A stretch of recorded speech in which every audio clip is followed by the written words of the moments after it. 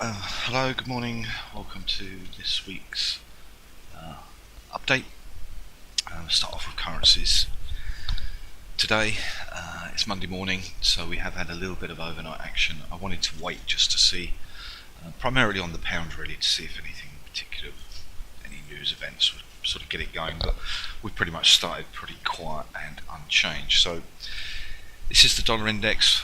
Effectively what's happening, last week we continued to hold above that monthly key level, which is at 95.84 basis futures, and we're just sitting at the top of the trend. Now, one of the things that I tend to believe is when you sit at the top or the bottom of the trend, it's accepting a value, so it's getting used to a new price discovery, as it were.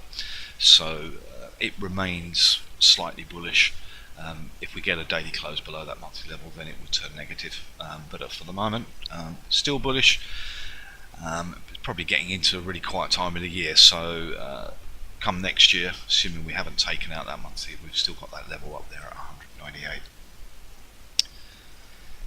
Go to the euro dollar.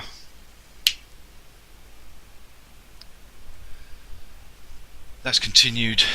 Really, it's just ambling sideways. Not a great deal going on. That daily level is sitting there, which is that red line which it held on Friday. It was also 3 down on a range deviation pivot. It's actually more useful to look at the futures because we've got this 112.72 level. So that's really important. If we do move down, especially in thin trading conditions, I'd be very, very interested down there, looking to get long. So especially if it's towards the end of this week or between Christmas and New Year, then that would be of interest. Let's go to the pound.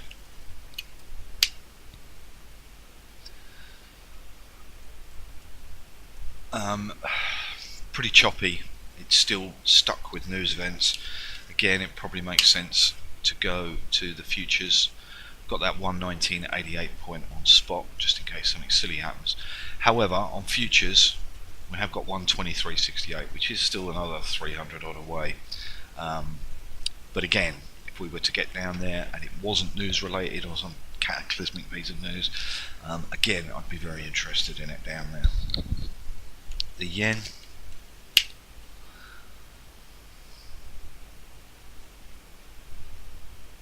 Had a positive signal last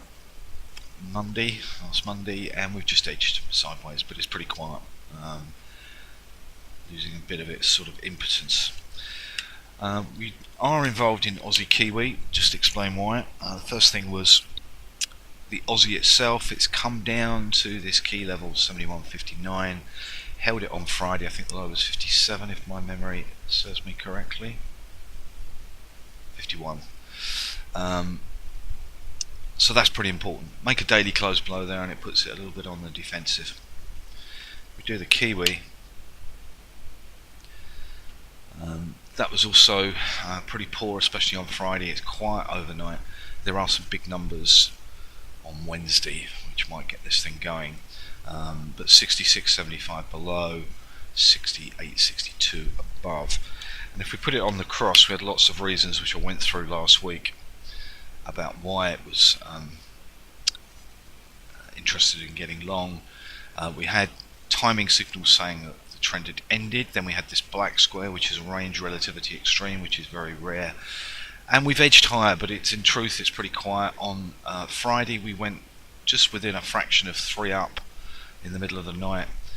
We've drifted back a little bit, but at the moment, no reason to get out, even if it is a little bit slow. If you're bored with it, then you could take the small profit. But for now, the key level below is 104.94, and there's plenty of room for it to move upwards. Dollar CAD. Talked last week about potentially being interested in getting short because it stopped at this monthly level.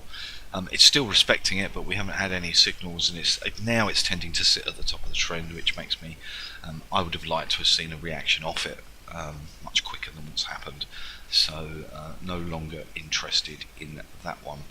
We'll just do the euro pound just out of interest.